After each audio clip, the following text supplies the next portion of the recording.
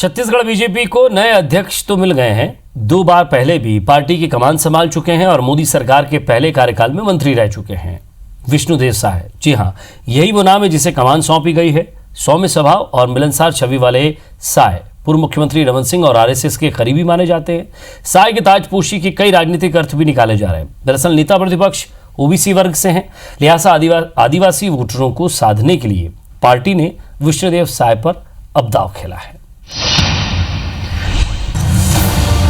Chhattisgarh BJP के नए boss Sai, चेहरा बदला, बदलेगी तस्वीर।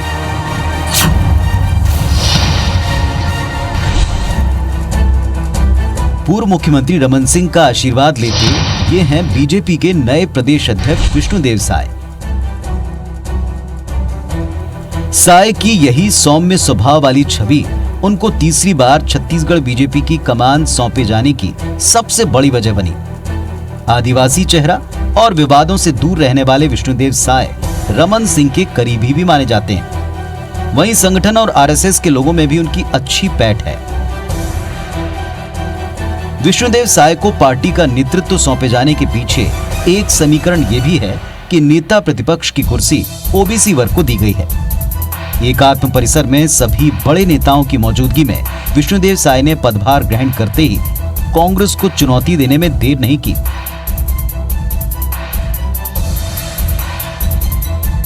हमारे वरिष्ठ नेताओं के मार्गदर्शन से और एक कार्यकर्ता के सहयोग से आने वाले 2023 का विधानसभा चुनाव की तैयारी अभी से शुरू करेंगे और निश्चित रूप से 2023 में भारतीय जनता पार्टी की सरकार बनाएंगे।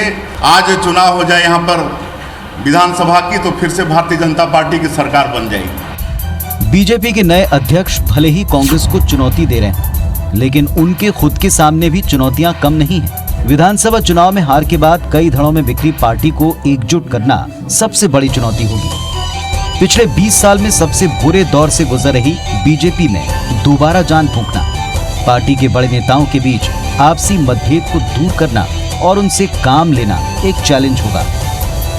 नए सिरे से संगठन की टीम बनाना भी बड़ी चुनौती है। इसके अलावा कांग्रेस सरकार के खिलाफ आक्रामक विपक्ष की भूमिका निभाना सबसे बड़ी चुनौती है। लेकिन राहत की बात यह है कि अगले विधानसभा चुनाव में अभी वक्त है और जमीन तैयार करने के लिए उनके पास पर्याप्त मौका है।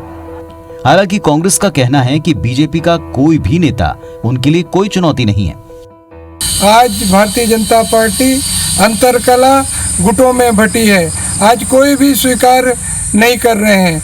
माननीय बृजमोहन अग्रवाल जी, माननीय प्रेम प्रकाश पांडे जी, माननीय रामविचार नेताम जी, माननीय सरोज पांडे जी को कैसे मनाएंगे? आज उनके बातों को कोई तवज्जो नहीं दे रहा है और आज विष्णुदेव साय जी आज कांग्रेस सरकार पर उंगली उठा रहे हैं। छत्तीसगढ़ में कांग्रेस की सरकार जिस तरह काम कर रही है उससे भिड़ने के लिए बीजेपी को और मुखर होने की जरूरत है। लेकिन 15 साल तक सत्ता देख चुकी भारतीय जनता पार्टी 1.5 सालों में किसी जन मुद्दे पर सड़क पर उतरकर संघर्ष करती नजर नहीं आई।